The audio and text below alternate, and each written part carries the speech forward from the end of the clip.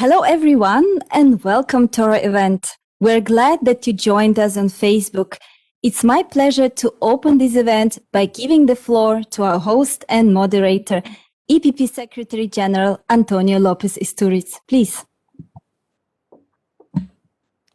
Thank you very much, Julia, and welcome to our viewers to this event, a jab to fake news and the EPP strategy for vaccines and against disinformation. This is a crucial topic for all our citizens, and I am already thankful for the hundreds of viewers that we know already are now connecting with us. We have top politicians and also experts that will address in these panels and discussions about this, which we hope that will bring also some light about recent events. This event will be split in two parts. The first part will be, I will have the pleasure and honor to present our president, EPP President Donald Tusk. Then will come Stella Kyriakides, Commissioner for Health and Food Safety, and then the keynote address by Minister Jens Spahn, Federal Minister for Health in Germany, and chair of our health ministers meetings here in the EPP. In the second part, we will have this debate, high-level debate, which will count with Emer Cooke, Executive Director of the European Medicines Agency, Salla, Public Policy Director and Head of EU Affairs at Facebook, and Penninckx, Head of Information Society Department at the Council of Europe, and my colleague, Member of Parliament, Lídia Pereira, is President of the Youth Organization, JEP, of the EPP. I'm very pleased that we are organizing this event, and I'm convinced that it's up now to the EPP to uphold the European unity as the responsibility to inform our citizens about the importance of these vaccinations and to fight disinformation about them. But for me, better than me, we have now, and I would like to introduce to you our President, European People's Party President, Donald Tusk. Yours is the floor, President. Thank you very much. Thank you very much, Tono. Dear friends, from the very beginning of the pandemic, it was clear that the success of the fight against the virus would depend not only on the effectiveness of doctors and scientists who were working on developing vaccines and medicine, and the efficiency of healthcare systems, but that it would also depend on the accurate political decisions, on the ethical standards and the selflessness of the authorities, on the awareness and civil self-discipline of societies, and last but not least, on the trust in all its dimensions and at all levels. Trust of the citizens in their leaders, of the leaders in their scientists and doctors, on the trust in science as such, in the international and European institutions responsible for health and medicines policy. And finally, that it would depend on the trust of the states in one another.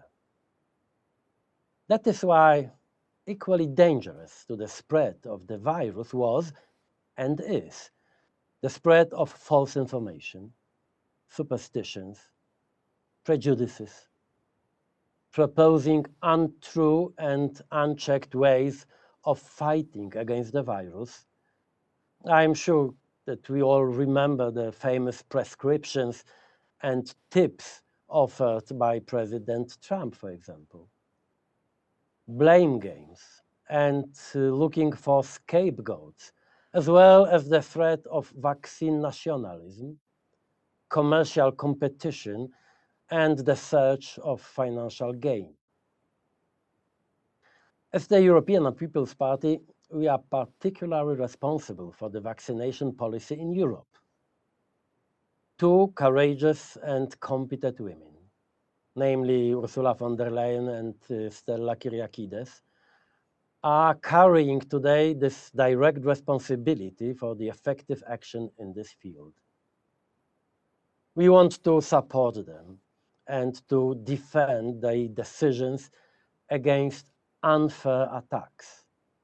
And the best tool to do that is, of course, information. We have to take up this challenge on several fronts.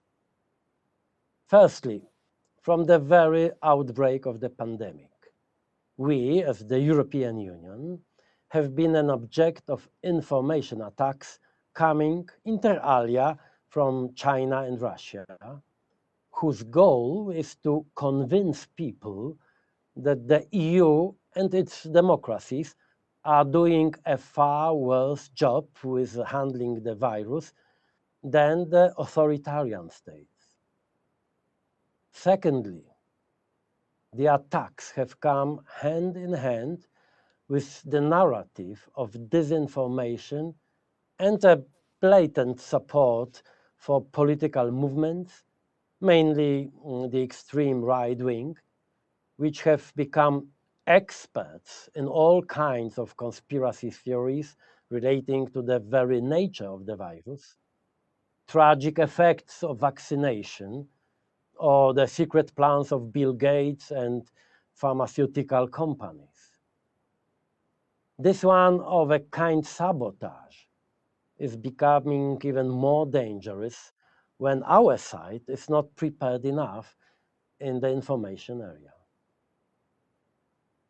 The conflicting signals coming from the governments, institutions, the media, or the companies with reference to vaccinations only deepen the chaos and facilitates the work for all those who want to discredit the Commission and the EU as a whole.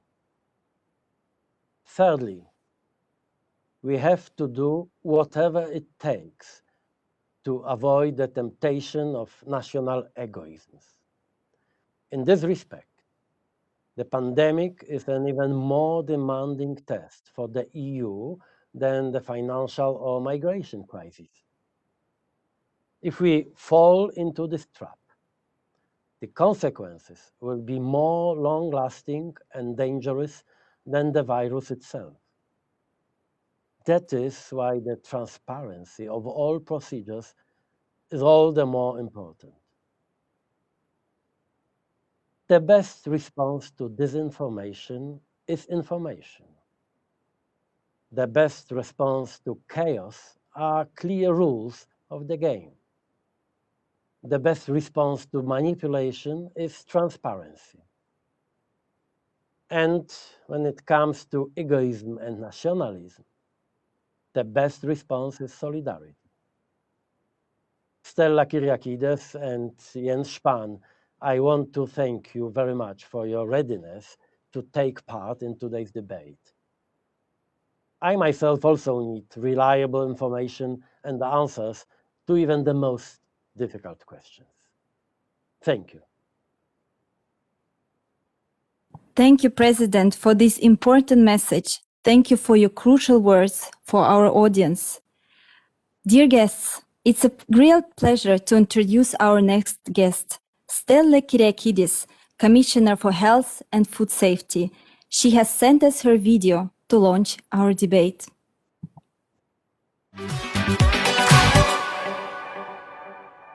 Dear President, dear Minister, dear members of the EPP, dear friends. The discussion today couldn't have come at a better time, when we see that pandemic fatigue is turning into frustration and public anger, and it is being fed by fake news and disinformation. At times when we do everything in our power to get vaccines to our citizens, at the same time studies show that 26% of people across European countries, including the UK, are unsure or unwilling to get a COVID-19 vaccine. And in some countries, these numbers are even higher. I can tell you that usually I like fiction and creativity, but this virus is very real, and COVID-19 has taken too many lives. And these lives are not just numbers or statistics. They are people we lost. we see the most curious and strange stories about COVID-19 treatments, where suggestions range from eating garlic and to even bleach injections. And these are dangerous myths. The infodemic of fake medical news spreads faster and more easily than the virus itself. Is there no antidote in sight? Yes, there is. What I have learned in recent months is the importance of facts and the clear commitment to science and evidence-based policy making. Truth matters. Facts matter. Checking information sources, questioning opinions, doubting the social media experts. Critical thinking is the basis of liberal democracy, and the fight against disinformation is a joint effort involving all European institutions. Social media platforms have a societal role and a responsibility to live up to, and these platforms cannot be allowed to run our democracies.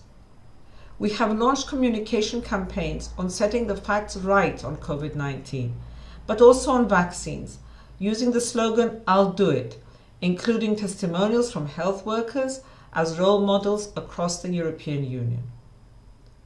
As so many times, it's not about what is being said, but what people want to hear. Vaccines are one of the biggest achievements in the European Union's history.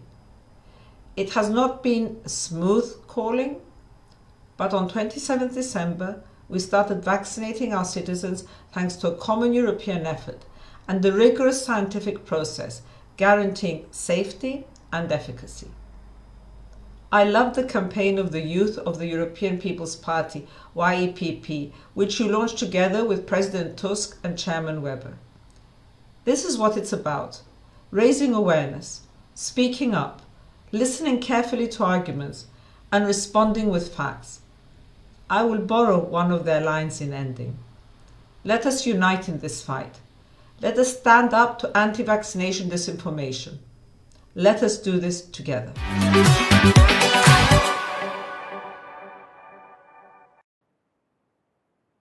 We greatly appreciate a tremendous work done by Commissioner Kyriakides in fighting this pandemic. Dear guests, it is now an honor to welcome Germany Health Minister Jens Spahn.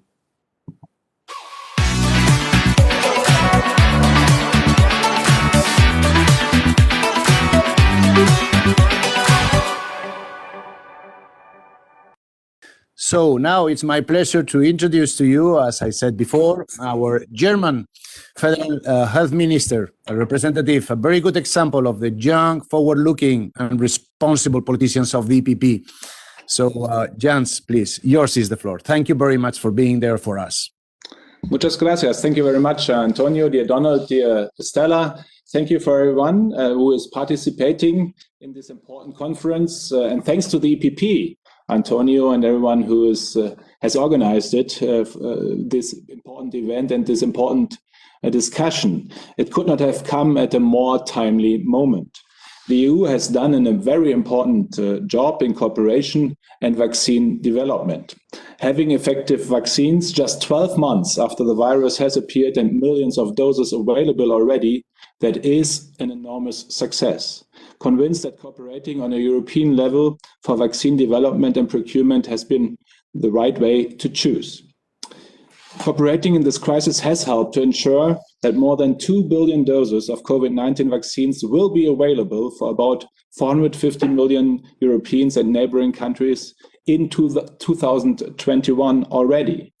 And actually 2 or 4 or 6 months ago, almost no one had really believed that this could be achieved. We know that science and innovation are the means to overcome the crisis. Researchers from the EU were able to develop innovative vaccines in an unprecedented speed. We should not lose sight of the fact that we are fighting this pandemic with scientific excellence. This scientific excellence is to a large extent originating within the EU. Considerable portions of the vaccines, for example, the BioNTech one, that are now in high demand all around the world, have been developed in the EU. And by the way, since I just was participating in a discussion on the World Economic Forum, everyone calls it there the Pfizer vaccine.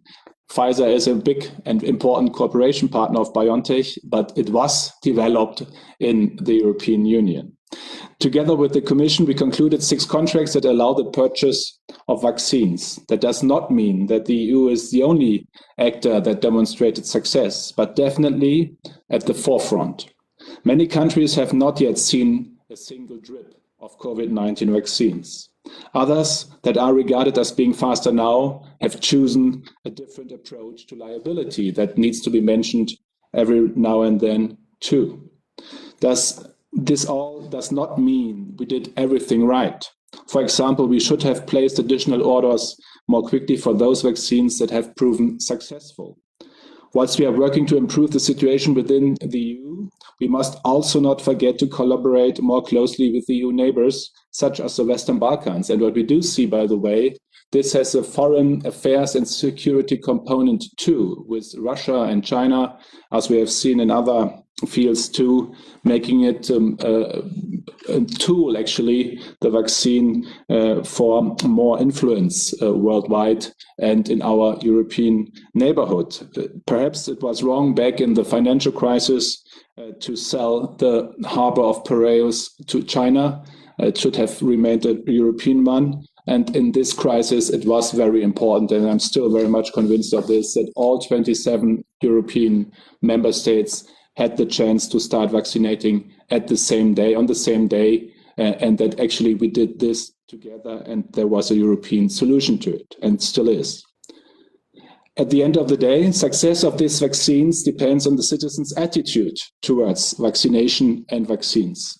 Vaccine hesitancy is not a particular phenomenon for COVID-19 vaccines. We have seen it with other vaccines before. Vaccine hesitancy is complex, visible all around Europe, and reasons for hesitancy vary. I'm pleased to see that the number of people who want to get vaccinated seems to be increasing across Europe. In Germany, current studies have shown that it is now at 61%. At the beginning of the year, it was 57%. So that's a positive development. I think it was important to await regular authorization by EMA too, by the way. It took a bit longer, but on the long run, I'm very sure it will prove right, because it provides trust. And trust is actually what we need when it comes to vaccine hesitancy. To prevent and tackle this, it is extremely important to create confidence and, as I said, trust. And for that, communication is key. It's very important. Doctors, pharmacists, and healthcare staff are crucial multipliers and a great source of trust on this matter. If citizens go to see their doctor and ask, "Hey, doc, shall I get vaccinated or not?" the immediate answer the doctor gives or not gives is very important for trust. Often, first and most important contact for citizens are these healthcare workers. And so it's very important for us, and that's part of our strategy, to inform them as good as possible. So Germany has launched a large campaign, Deutschland krempelt die Ärmel hoch, which means Germany rolls up its sleeves. Aim is to build trust by providing transparent and reliable information. For this reason, comprehensive information material for doctors and healthcare staff was made available in several languages. In some cases, vaccine hesitancy can be traced back to disinformation, fake news, distributed by bad intention. We are also seeing disinformation attempts by outside, perhaps even state actors. Real problem for all of us, and it can be life-threatening. We monitor the occurrence of disinformation in social media and counter by publishing corrective statements, offering trustworthy sources, publishing interviews with scientists, and so on. However, it is a matter of fact that we will not reach certain groups of people, not by objective facts, trustworthy sources, nor arguments. What gives me hope? The great majority of people does trust science-based facts. It is our responsibility to communicate with them in a transparent manner and also not to ignore the concerns, but address them. Communication is key, and so far I have not found a better recipe actually to address hesitancy. So, lessons learned from 2020 for the future. When looking back at 2020, various lessons can be learned. Here are my top 3. First, the EU stands together closely and is well capable to act jointly. I have already mentioned it. Resources and funds were made available quickly to develop and produce vaccines. Vaccines were developed in a speed in the EU that we have never seen before in mankind. What would have been the alternative? Everyone on its own? Hard to imagine that this would have yielded better results. Beyond vaccines, the important agreement on the Next Generation EU program, as well as on the EU next long-term budget in 2020, strengthened the European cohesion and will help us to quickly remove the adverse economic effects of the crisis, if employed properly. Makes me feel very optimistic for what the EU can achieve in the future and in the decade to come. Second, the EU needs to keep its frontrunner position in R&D and production of vaccines and drugs worldwide. We need to have sufficient capabilities in production to avoid emerging dependencies from third countries. We need a positive attitude towards free trade across the world to reduce one-sided dependencies in the sense of strategic autonomy. And at the same time, we have learned and we had experienced that actually we are too dependent on other regions of the world when it comes to some crucial products, if it is drugs or medical equipment or protective equipment. So, and that is why I'm very grateful that the Commission finally launched the program on the action plan on pharmaceutical independency and to bring back more production, for example, of drugs to Europe. Third, resources need to be made available when necessary. Investments were critical and decisive for supporting development and production of vaccines and necessary to finance APAs for vaccines that are extremely high in demand now. This is why the Commissioner, Stella, and I called for a top-up of the financial instrument funding the vaccine APA. And I would say it has not happened so often before that the member states within a current budget period actually were topping it up. And we made it possible and it was needed in this special time. So it would also be a mistake now not to keep this lesson learned in mind for the future. We need to invest to improve the EU's levels of prevention, preparedness and response against all kinds of health threats across the EU. And here it is really important to strengthen the European Centre for Disease Control and Prevention, the ECDC. This institution plays a key role to detect, monitor and publish recommendations to fight the COVID-19 pandemic, but also for future pandemics. Therefore, it needs a larger budget and a bigger scope for action, and that is something Germany will be very, very committed to in the upcoming discussions. So to conclude, I'm strongly convinced that we are on a good track, but we need to keep working very hard together as EU member states and with the Commission to make further progress. One thing is clear. The enemy is the virus, not anyone else. Let us continue on this path and on the way out of this crisis.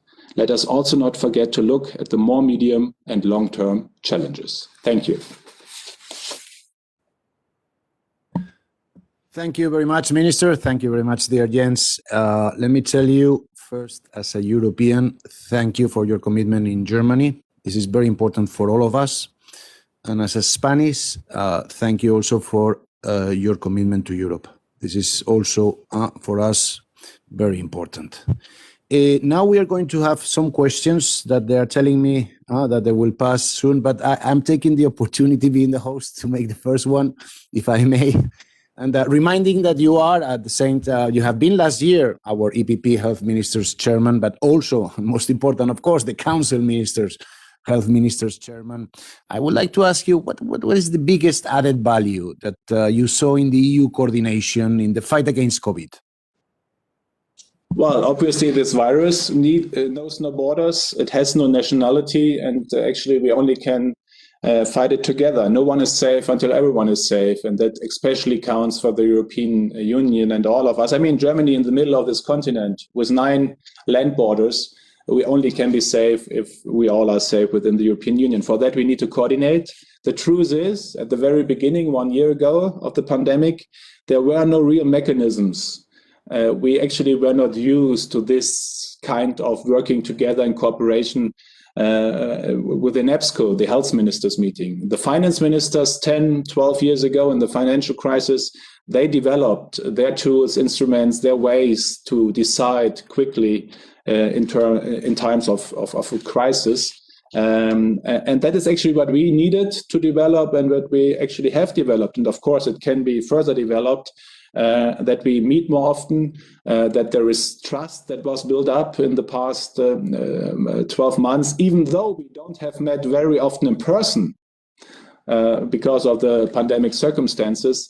We really have found a different level of cooperation, more intense, more understanding for the situation of each other, and at the same time for the need of cooperation in not just this pandemic situation, but for the time to come within the European Union. So the idea of a European Health Union with the right responsibilities for the European level, that is actually, of course, what we always need to discuss, but that is something that has evolved again. And I remember very well, Antonio, when this new commission was planned, there was a debate to not have a commissioner for health anymore. And this pandemic situation has shown us it was good to have one and to have this cooperation. Thank you, Minister. Thank you for this important message. We have one last question before closing this interesting Q&A session. And the last question comes from Jani. He's from Finland. In your view, Minister, what can we expect this year? Can we have something positive? How will 2021 differ from the last year? Please, Minister. Well, Jani, I'm quite sure that 2021 will be better than 2020. We have started the way out of this pandemic situation by having started vaccination. And yes, at the very beginning now, there are shortages. And of course, we all would love to be quicker with more doses available. But we have begun this way out of this pandemic situation with science on our side and the vaccine programs all over Europe. So I'm very confident that the year 2021 will be a better one than the last one, that we will make it out of the pandemic situation, that there will be economic recovery starting this year, hopefully in all regions of the European Union and worldwide. And what I find very important at the same time, of course, this virus will remain, will stay. It will stay with us for the rest of our life, I assume. But we learn to control it. And vaccination, of course, is the best way to control infectious diseases. But what I find very important is that we take our lessons learned out of this pandemic into the 20s as a European Union and within the member states. If we want to take this very difficult situation that has brought so much hardship and harm to so many peoples in Europe, if there's anything good in it, that it at the beginning of this 20s, of this new decade, it really showed us again, actually we knew before, but it made very clear in certain areas what really needs to be tackled. From digitalization, from becoming less dependent on other areas, becoming more sovereign in certain areas, better and more cooperation in these areas of health as a health union. There are so many things actually we knew before, but that have become very clear in this crisis. And I really do hope, and I will do my very best, that these lessons learned will be in our, not just in our mind, but in our work, in our doing in the 20s, and that needs to start this year. Thank you, Minister Spahn. Thank you for your commitments. Thank you for your engagement. Thank you for your inspiring and important message. Unfortunately, we don't have time to address all the questions. Nevertheless, thank you for our audience to having engaged with us. Thank you. All the best. Tschüss und auf Wiedersehen.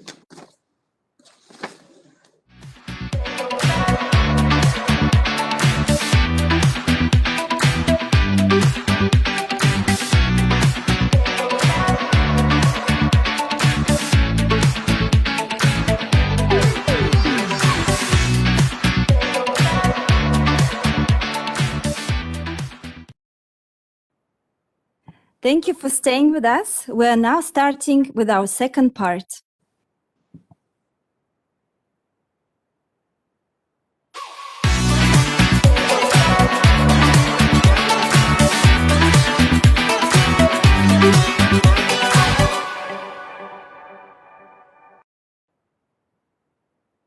So, for this second part of the event, we will have a panel debate as announced with high-level speakers. We have with us Emer Cooke from the European Medicines Agency, Salla from Facebook, and many of us we remember also working in the Commission in the past, but now with Facebook. Hello, Aura. Patrick Penninckx from the Council of Europe, and also Lídia Pereira. We already see there also our president of our youth organization, JEP. So at the end of this panel, as we did for the very first part, we will have a brief Q&A session. So feel free to leave your questions for the speakers on your Facebook page. And I would like now to give the floor to Emer Cooke, Executive Director of the European Medicines Agency. Yours is the floor. Thank you very much, dear Chair, honourable members of the European People's Party. Let me start by echoing the words of Commissioner Kyriakides. Science matters, truth matters, and facts matter. Trust in vaccines is a must if we're going to defeat this pandemic, and how the European Medicines Agency communicates is crucial in this. It is an honour to be on this virtual podium with the other speakers, to follow Minister Spahn, to be here with Facebook, to be here with the Youth EPP, and with the Council of Europe. It's a very, very important debate that we're having today. And I want to tell you some of the activities that EMA has been doing to move this debate forward. I think that the key challenge for us is that we're looking at a lot of general misinformation and rumors. With new headlines coming out about vaccines every day, it is incredibly difficult for the average European citizen to navigate this flood of information. And it's very, very easy to get confused. There's a lot of misinformation and rumors, and unfortunately, it's almost always the misinformation that spreads rather than the truth. As you know, EMA is the responsible authority to evaluate new vaccines for the whole of the EU, and we have now authorized 3 vaccines, but we do consider that we have a very important role to play in fighting the wave of disinformation on vaccines. It's our job to be an authoritative, reliable source of information for all EU citizens. One of our primary responsibilities is to communicate as clearly as possible about our scientific evaluations and recommendations, as well to explain our processes for continually monitoring these medicines and vaccines once they get to the market. By working to increase knowledge of and trust in the quality, safety, and efficacy of vaccines, we can empower healthcare professionals and the EU public to take well-informed vaccination decisions. So how do we do this? Well, even before COVID-19, we have been closely collaborating with the European Commission and with the European Centre for Disease Prevention and Control on a project to create a single EU repository with accurate, objective, and up-to-date evidence on vaccines and vaccination in general. This project actually started over 3 years ago, but it was delivered in April 2020 with the launch of the European Vaccine Information Portal. So what is the European Vaccine Information Portal? It's actually an online platform with easy to read information on vaccines and vaccination, which is available in all EU official languages. And I stress this last point because I know how important communication materials in national languages are for many member states. This portal is continuously updated, and it now also contains a dedicated section on COVID-19 vaccines. Now, shortly after the start of the pandemic, so almost a year ago, we also created a dedicated section of our website on COVID-19. This dedicated website section includes the latest update and information on COVID-19 medicines under evaluation or investigation, and full information on the authorized COVID-19 vaccines. And we try to address the most frequent questions that we hear. We also use new infographics and videos. And we work together with the European Council and with the European Commission to prepare these. What we want to do, though, is not to simply publish information, but to communicate better, to add context to the data that we release and explain the science in plain language. This also means that we're actively engaging with patients and healthcare professionals to use or test our information materials.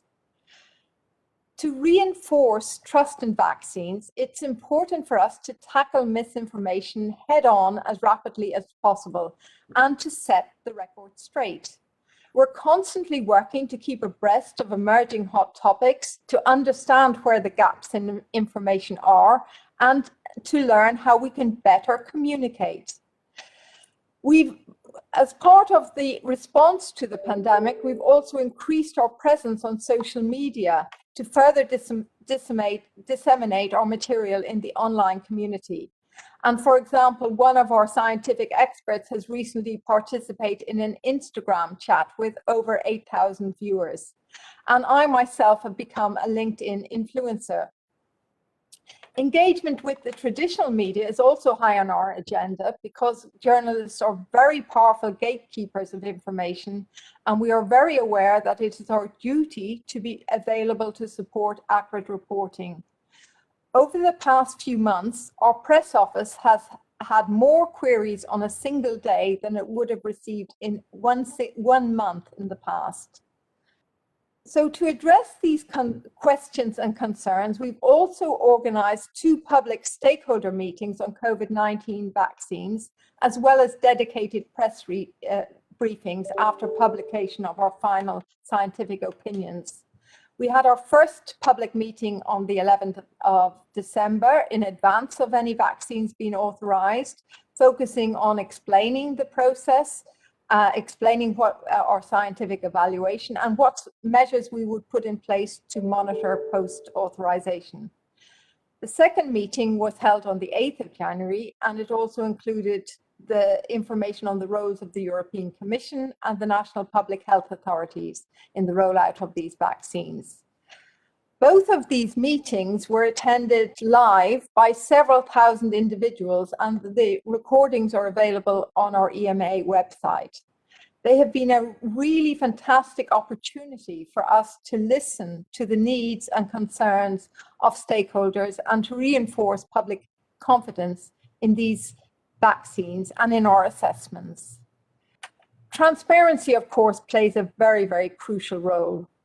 We fully realize the need to explain the underlying evidence that formed the basis of our decision-making, in particular in the light of the relatively fast regulatory procedures. We've therefore implemented exceptional transparency measures for COVID-19 vaccines.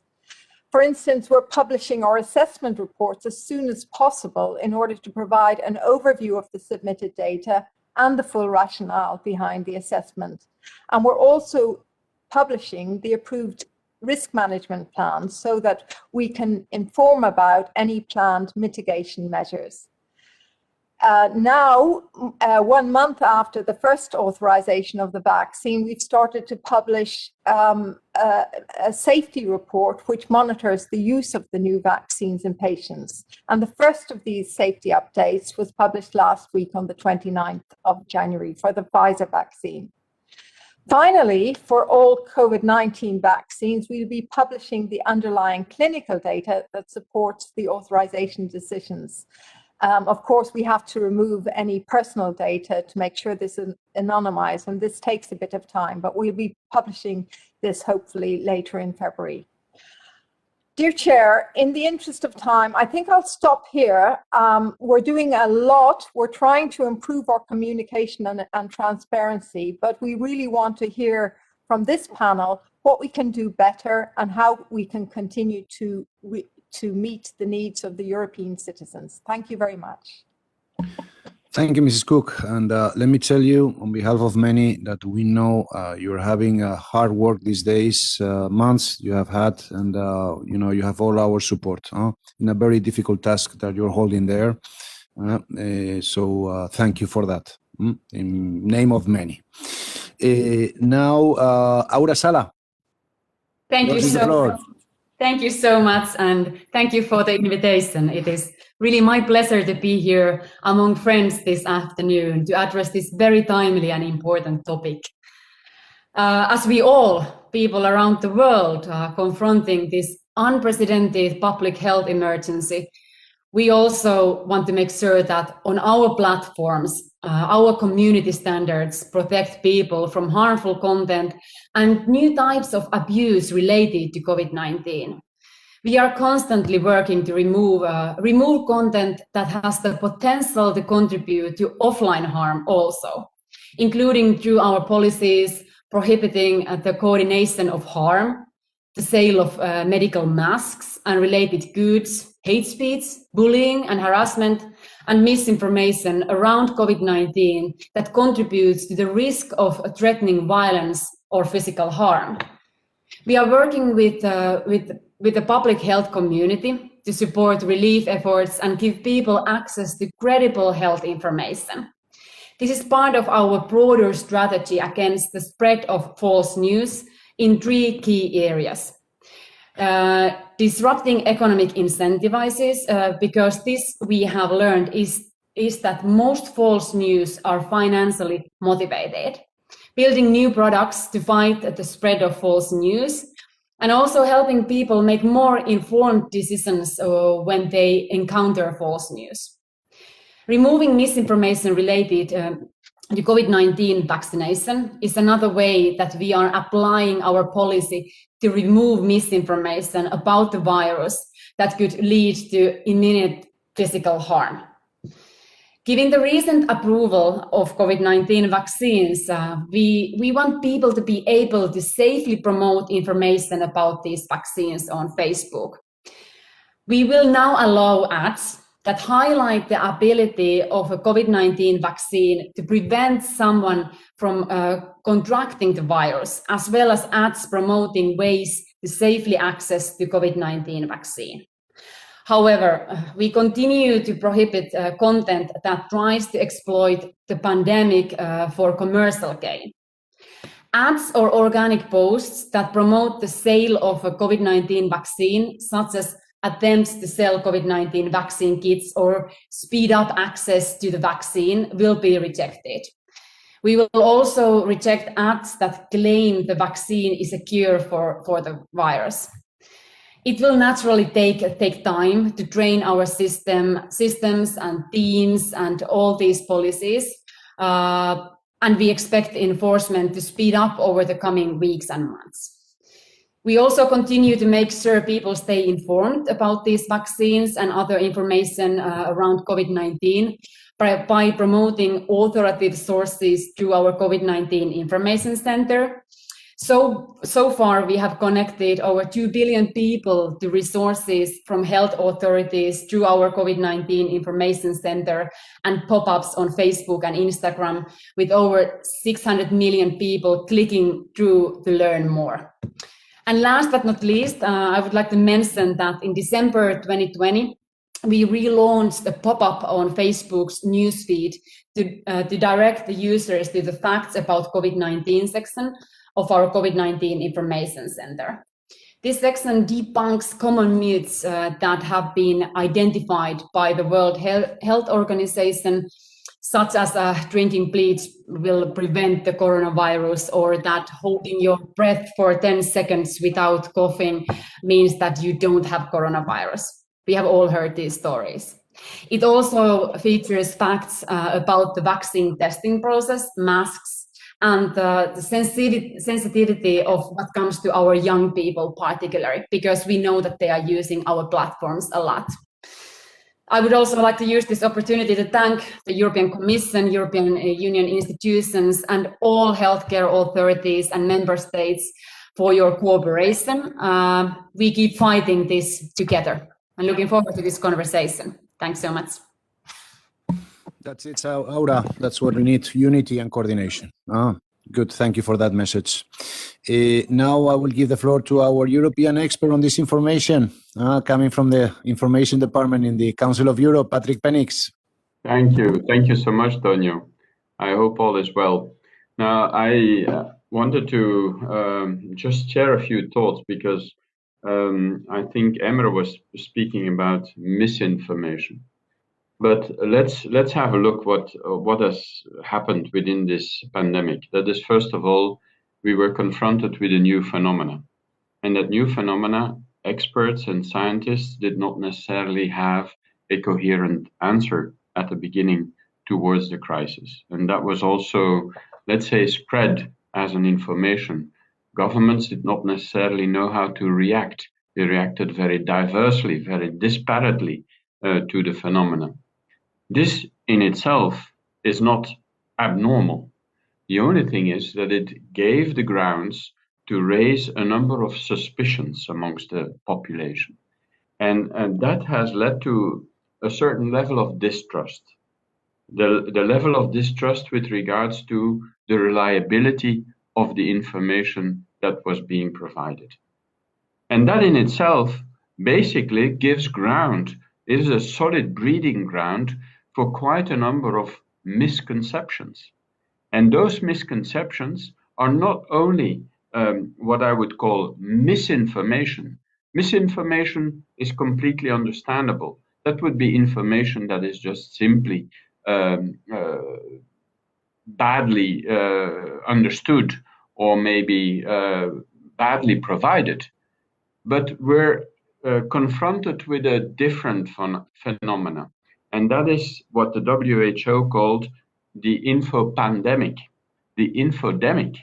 That is that we are confronted not only with misinformation, but also with malinformation and disinformation. Disinformation, what we usually call fake news, basically. That is, not only is the information that we're basing ourselves upon wrong, but it's also intentionally used to be spread in a wrong manner. And there we come into the whole issue of conspiracy theories, and that are proliferating, obviously. The difficulty with that is that with the internet, with the social media, what happens is that this information, especially because when it's catastrophic or when it's a conspiracy scenario, will not only proliferate, but it will proliferate fast and far. And it will, let's say, nourish itself and expand. And what happens then is that in the current crisis, there is going to be, on the one side, there's a double phenomena.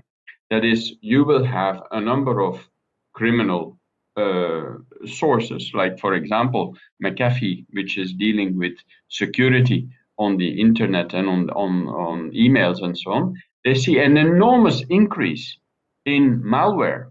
They see an enormous increase, not only in malware, but also fake websites that are usurpating the websites of governmental agencies in order to be able to spread, and sometimes for lucrative purposes, disinformation and, for example, on personal hygienic tools or medication, etc., etc.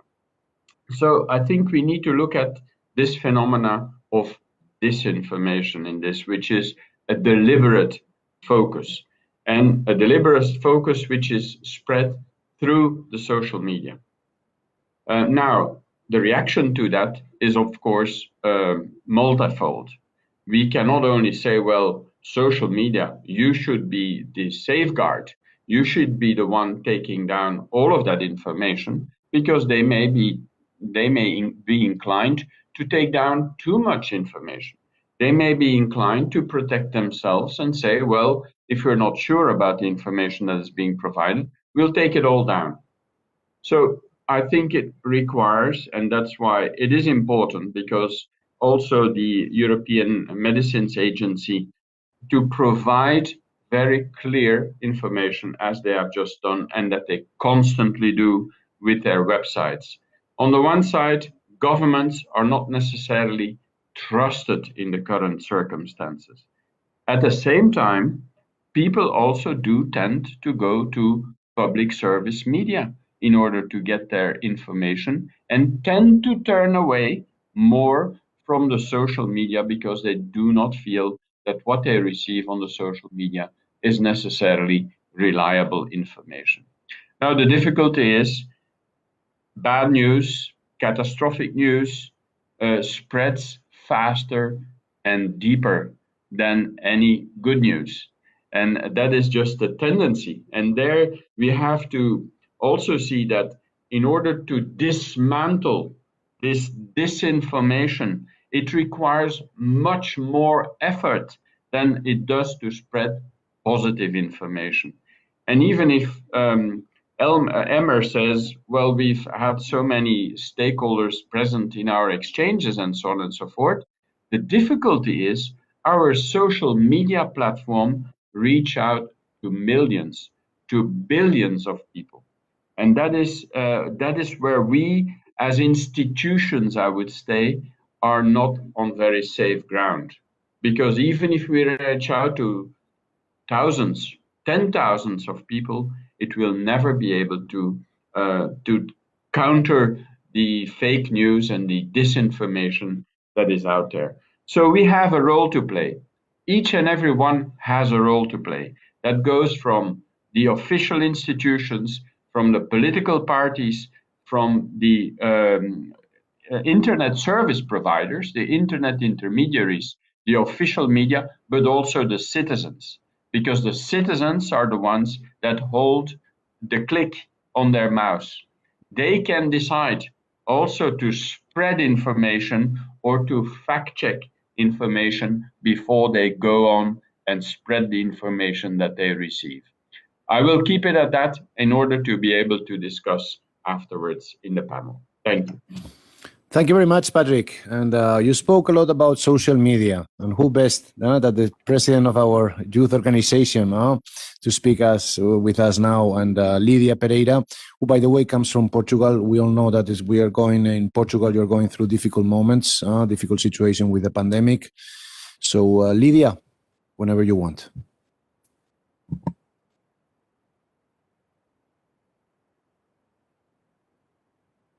Thank you.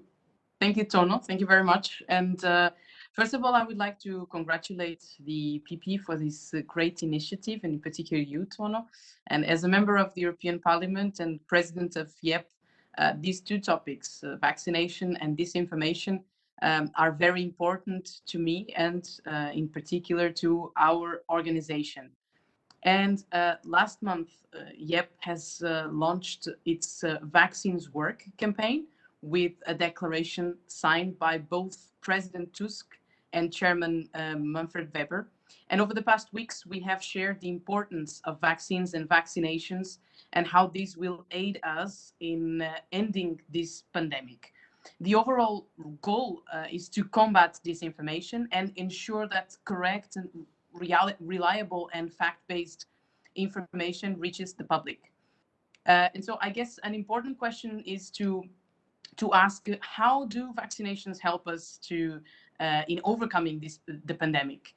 And the answer is simple: by reaching herd immunity. And to achieve herd immunity, we need to vaccinate more than, I guess, 70% of the population. And that is why we all have a role to play in the process. As political leaders, we must take action. We must raise awareness about how vaccines have benefited us throughout history, as well as the safety of the COVID-19 vaccine.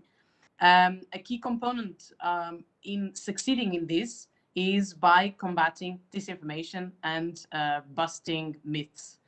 So the EPP has been following these issues very closely, and when looking at the facts, we have reasons to be concerned. Europe is currently facing falling vaccination rates, which we have had and will continue to have devastating effects on our health. For example, in Europe, last year's measles cases exceeded 82,000. And this number is thrice as high as those in 2017 and 15 times higher than the cases in 2016. So if we find greater resistance to the COVID vaccine across the EU, not only will our healthcare system continue to suffer, but our economic recovery may also take longer, which will have devastating consequences on our lives.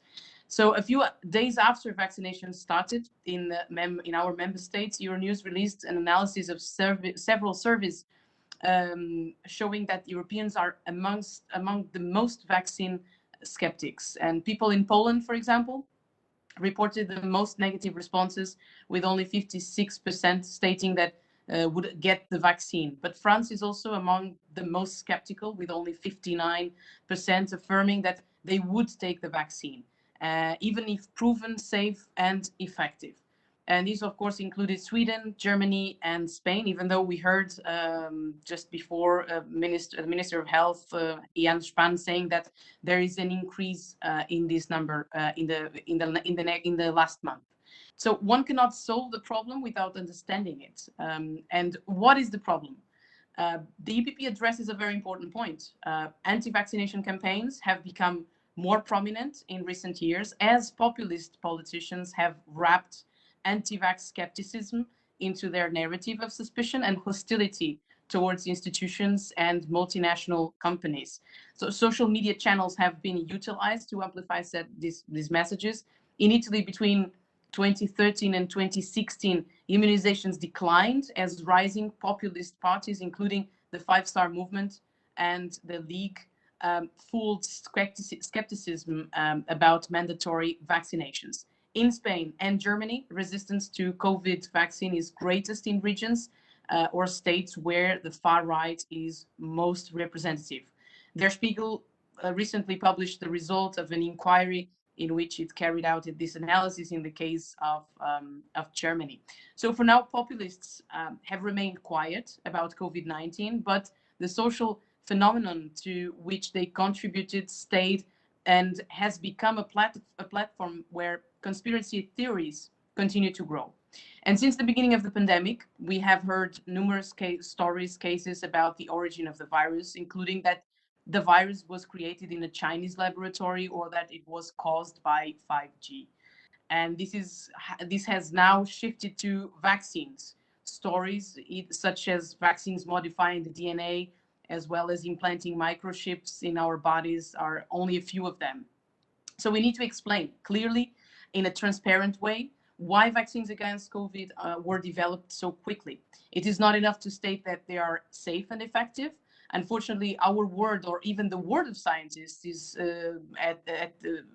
not enough. But facts are facts, and we must place them to the center of this debate. And people do not know the process of developing a vaccine, nor bureaucracy associated with it.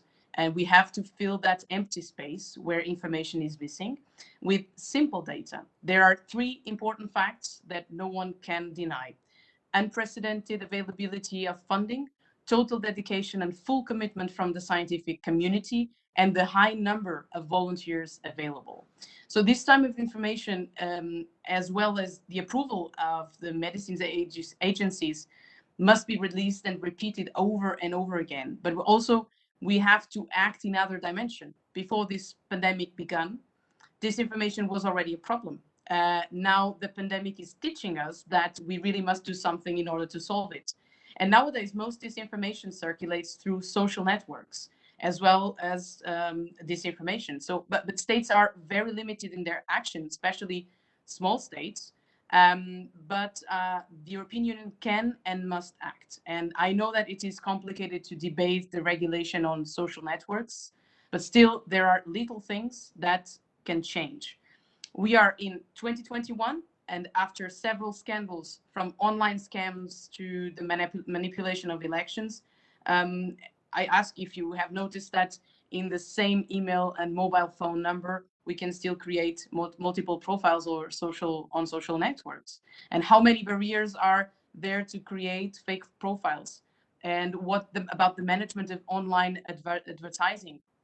Google pays billions of euros in clicks every year, and Google's main source of income is intermediating online advertising. So they remunerate website owners for ads and clicks on those ads. But today, anyone can create a website, be it in Thailand or in Malaysia, paying with bitcoins, and nobody knows who the owner is.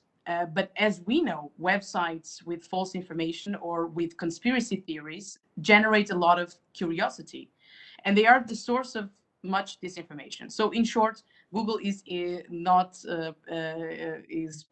paying millions to those who produce disinformation, maybe not knowing.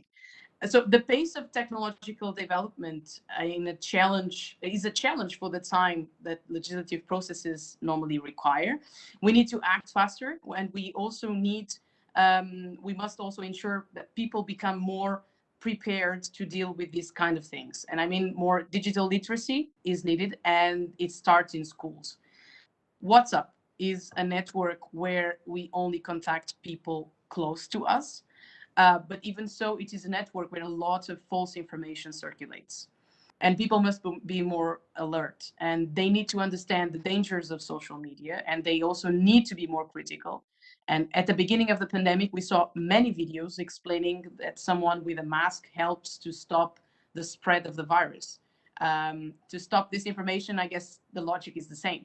So if someone doesn't share a rumor, if someone checks facts before sharing, and if we get the habit of asking, do you know if that's true?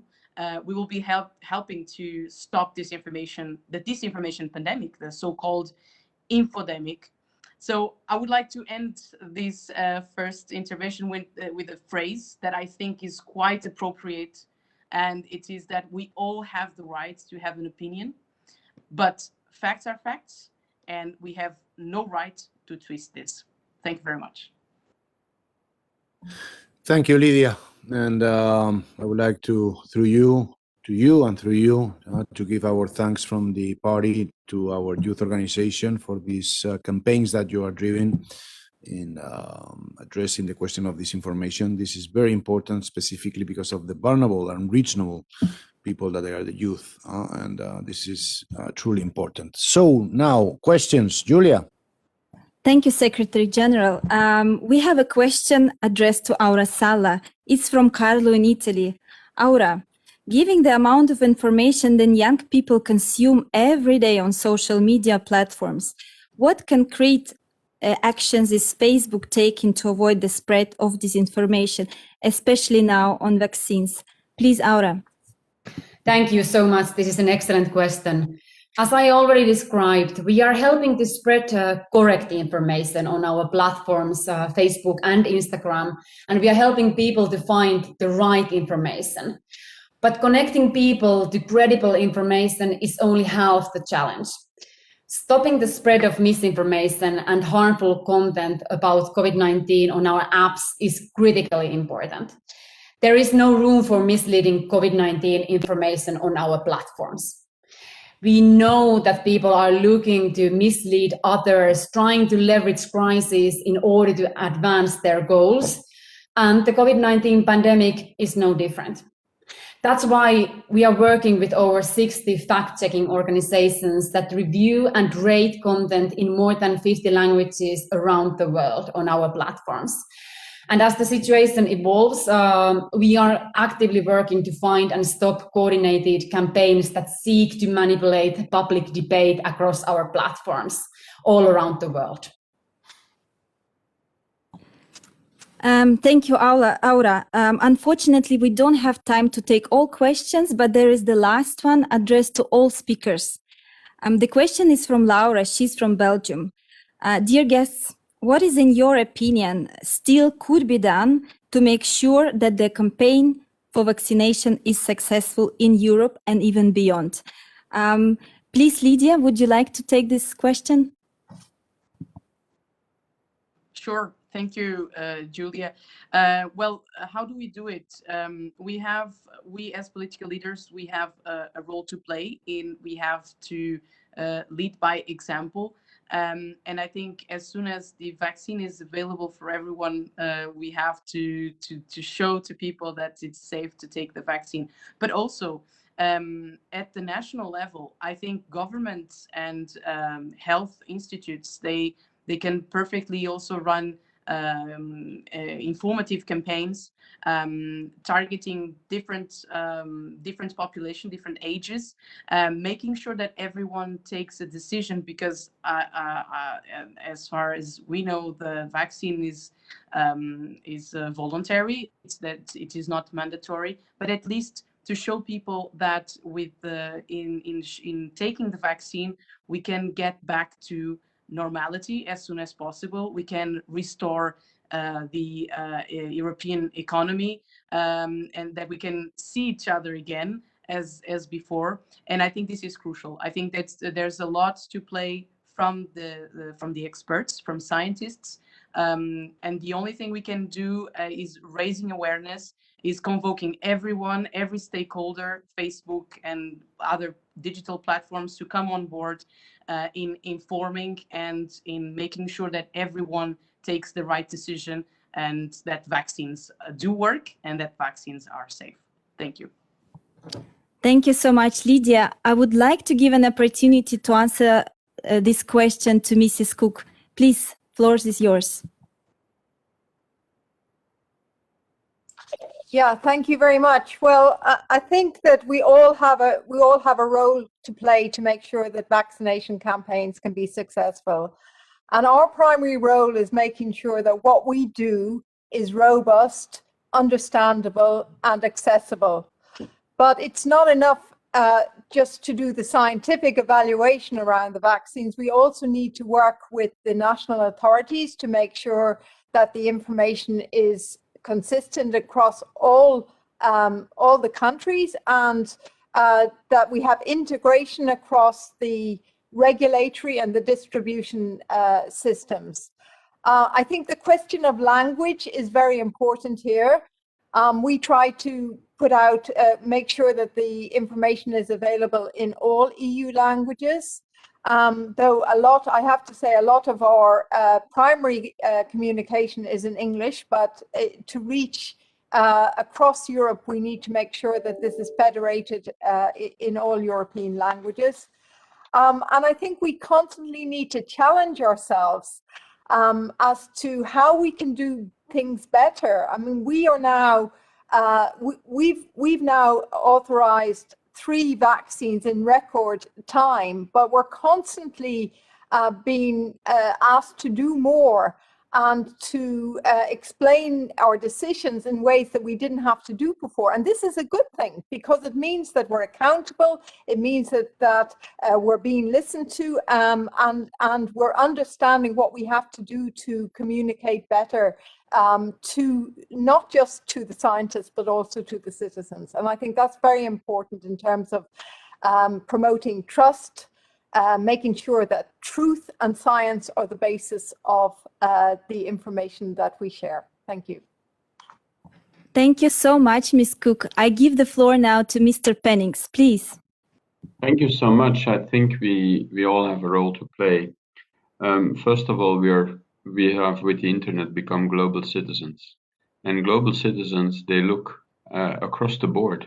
They are looking at what is happening in other countries, and the fact of having a disparate and inconsistent, what looks like inconsistent policies from one country to the other does not build trust.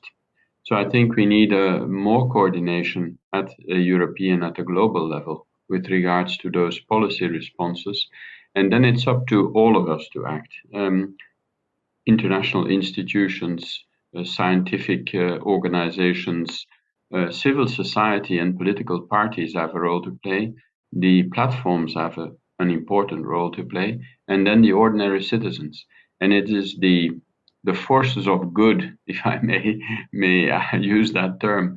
I think it's important to be able to give a positive message. I live in France, and we've received at the very beginning, first, the fact that there was an absence of vaccines, and then the fact that vaccines were available, but that we were skeptical about the vaccines. If we give too much importance to the skepticism, we forget about the positive dynamics that we need to be able to create. And that is all positive forces in society need to be able to do so. And that includes political parties and when I hear Lídia, I'm very, very much convinced that the young people in our societies can give such positive messages.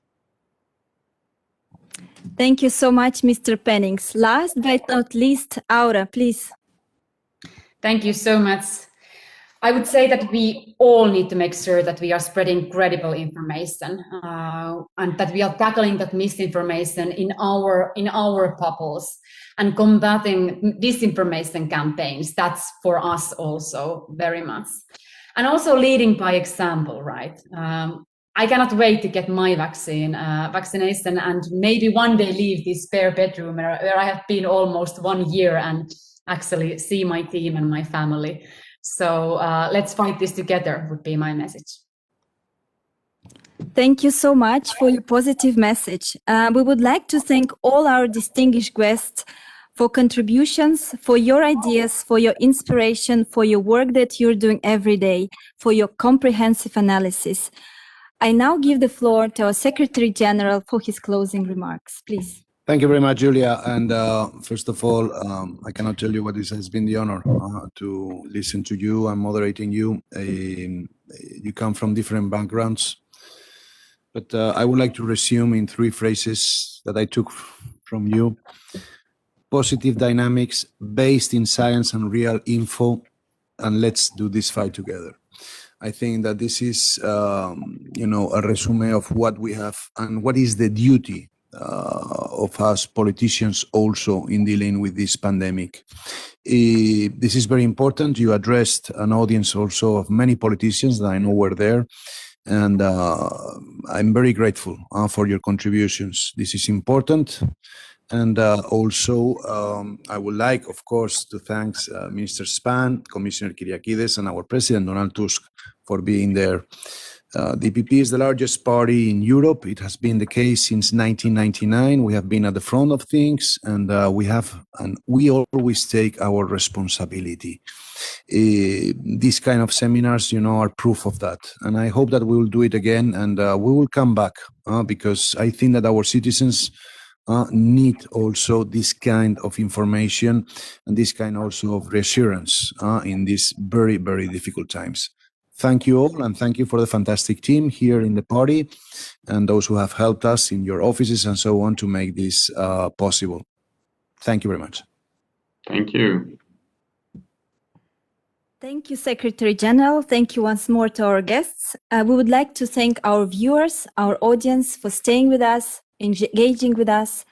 Thank you once more. Have a nice evening and see you soon. Thank you. Bye-bye.